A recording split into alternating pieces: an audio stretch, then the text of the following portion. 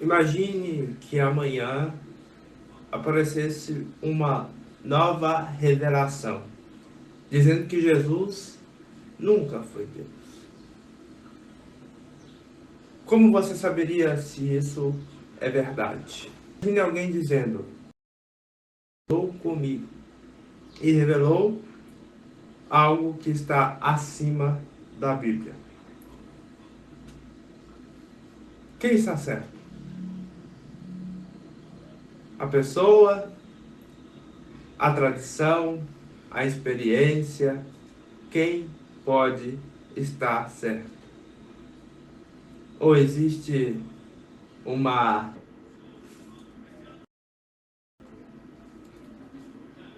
Olá, meu nome é Lécio Ferreira. Se você ama estudar a palavra profundamente, se você gosta de teologia, se você quer conhecer mais de Deus, se você quer buscar uma mente extraordinária cristã, onde você busca viver princípios em Deus e, mesmo assim, viver uma vida extraordinária, espetacularmente alegre e feliz. Se você gosta desse tipo de assunto, desse tipo de conversa, se inscreva no meu canal, deixe o seu like, ative o sininho e compartilhe. Que Deus vos abençoe. Hoje a nossa aula, o nosso estudo é sobre a autoridade das Sagradas Escrituras. Vivemos em uma geração de opiniões. As pessoas têm as suas próprias visões, os seus próprios entendimentos. Todo mundo tem uma própria verdade. Todo mundo tem uma experiência. Todo mundo diz, eu acho, eu sinto. Na minha opinião, eu acho aquilo, eu acho isso. Tenho certeza disso ou eu tenho certeza daquilo. Mas o cristianismo nunca foi construído por opiniões. Nunca foi sobre opinião. O cristianismo, ele foi construído sobre uma revelação divina. E nós vamos conversar sobre ela. A pergunta não é o que...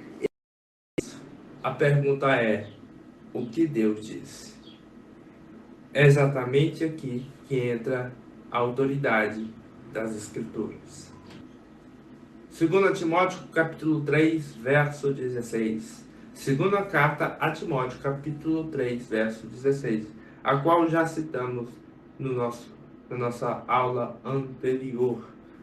Toda a Escritura é inspirada por Deus, é útil para o ensino, para a repreensão, para a correção, para a educação na justiça, a fim de que o homem de Deus seja perfeito e perfeitamente habilitado para toda boa obra. Diante desse texto, diante desse livro, dessa carta de Timóteo, onde Paulo está ali orientando algumas questões muito importantes sobre a vida de Timóteo, uma situação de falar sobre a inspiração, sobre o valor e utilidade das Santas Escrituras, a importância de falar sobre elas. Ele mostra neste versículo, desses dois versículos, algo crucial para todo o Evangelho sobre a questão de o porquê é importante a palavra de Deus diante da vida cristã, da conversão, diante da pregação do Evangelho.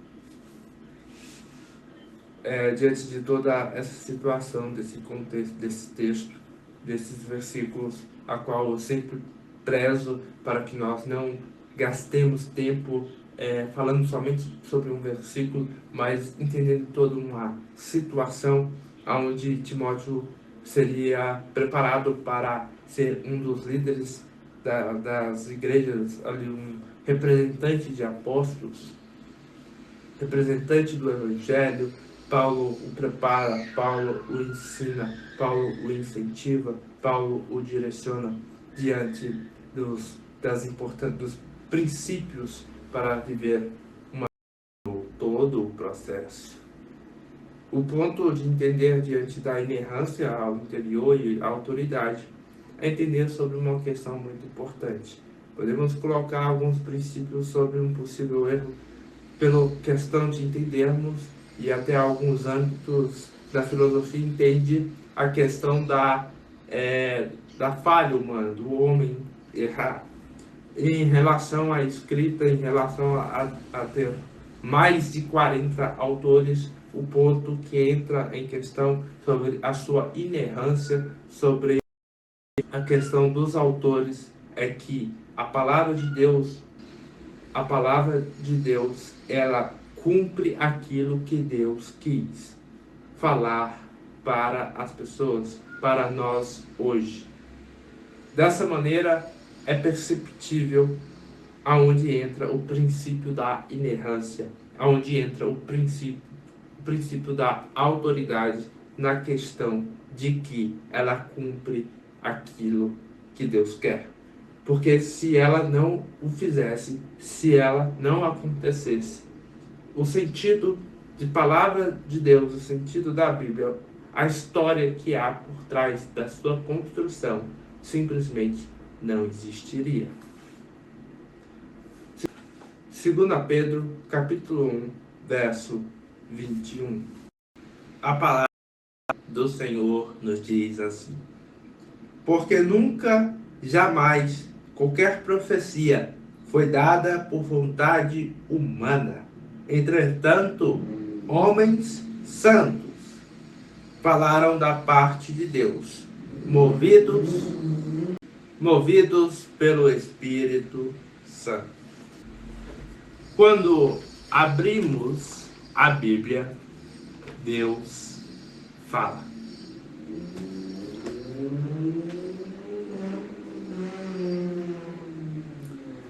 Sola Escritura.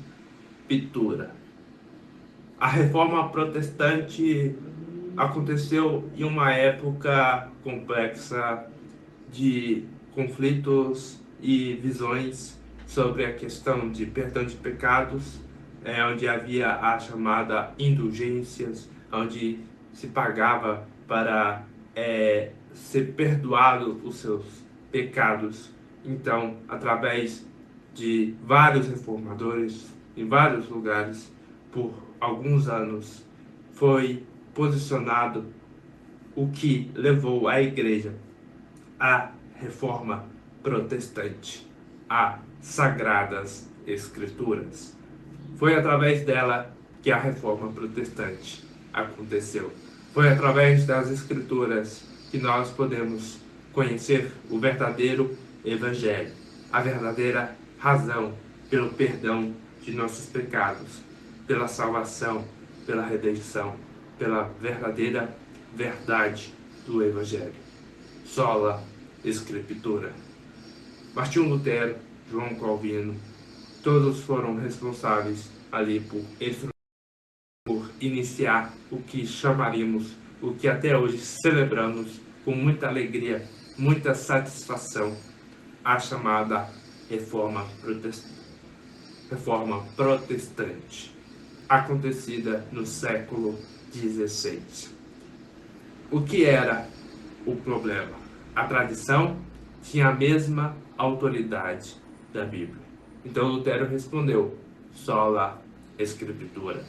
Não significa ignorar tradição, ignorar pastores. Estude Atos 17. Compreenda Atos 17. Anote aí no seu caderninho, junto aí tomando seu café, para entender sobre esse nosso estudo. Também leia Atos capítulo 17. Os bereanos, eles conferiam até o ensino de Paulo. Imagine isso. Nem Paulo escapou do exame bíblico, quanto mais nós.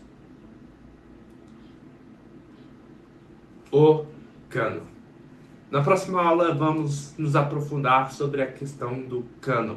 Vamos entender qual que é o seu sentido, qual que é a sua situação, qual que é o seu porquê, ela sendo a régua, ela sendo o padrão das sagradas escrituras. Quando você compra uma régua, ela não mede a si mesma. todo o resto.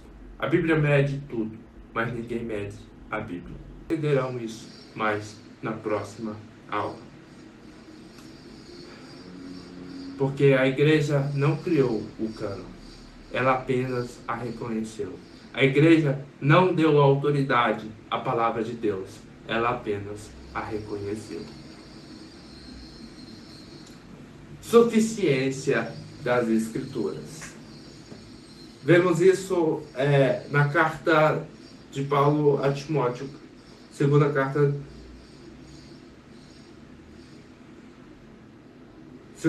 a Timóteo, capítulo 3, versos 16 e 17. Onde vemos que a Bíblia ela é importante para ensinar. Através da palavra nós compreendemos princípios de honestidade, de amor, de respeito, de motivação, de alegria, de satisfação em Cristo.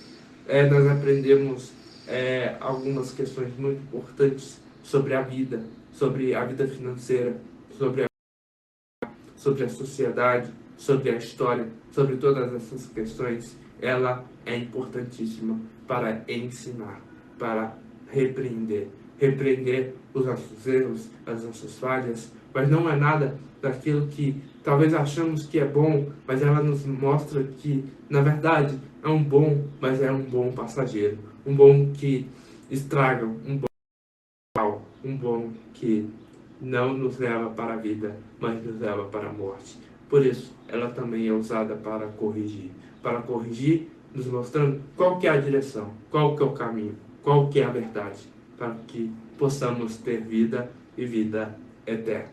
Educar, ou seja, direcionar, estruturar, mostrar o princípio de como é a vida, como caminhar, como viver, como glorificar o nome de Jesus.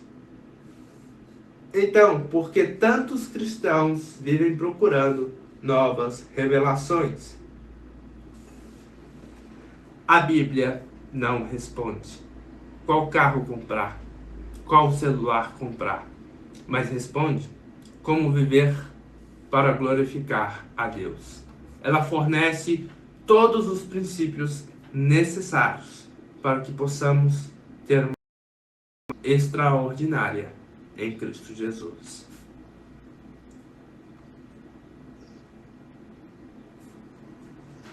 O Espírito Santo. Quem convence alguém da autoridade da Bíblia é o próprio Espírito Santo. Eu não posso te convencer. Fulano, ciclano não pode te convencer. Somente o Espírito Santo te mostra, te faz enxergar a autoridade das Sagradas Escrituras. Não é a arqueologia, não são os debates, é o Espírito Santo. João, capítulo 16.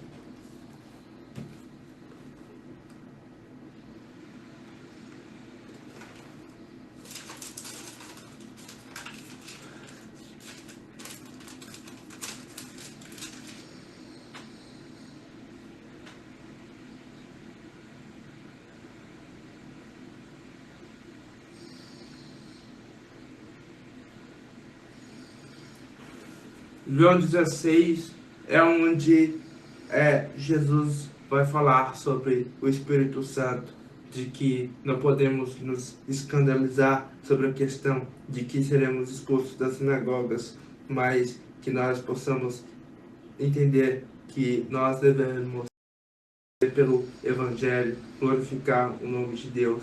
E ainda assim, o princípio ensinado em João 16 é uma questão pontual, muito importante, sobre o ministério do Espírito Santo no mundo dos crentes. Por isso, em sua casa, em seu momento oportuno, leia, estude também João capítulo 16. Evangelho de João, capítulo 16.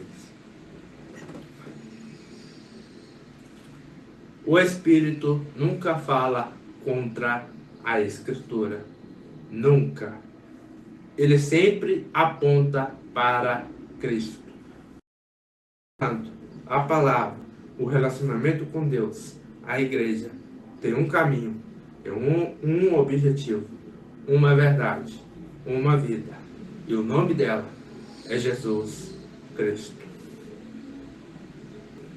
Vivemos uma geração onde sentimentos governam pessoas.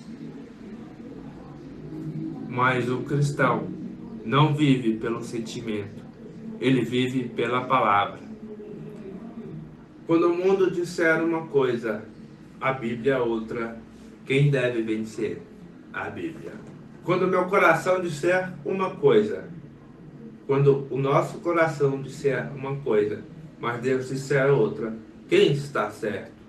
Deus. Porque meu coração é enganoso. O meu coração é falho. E por muitas vezes somos capazes, talvez, de fazer o mal para nós próprios. Deus deve ser aquele que é o certo, é o caminho, é a verdade em nossas vidas. Porque o nosso coração é enganoso e a palavra não.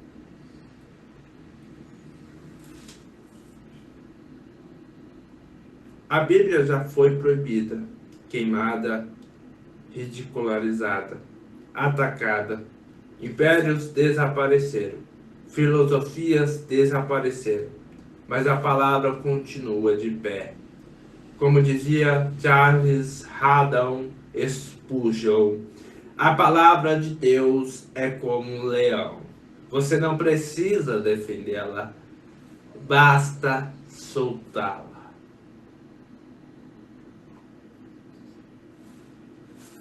Se esta aula fortaleceu a sua fé, compartilhe este vídeo. Inscreva-se no canal. Na próxima aula, continuamos nos aprofundando nos fundamentos da bibliologia, da teologia sistemática. Que Deus abençoe a sua vida. Até a próxima.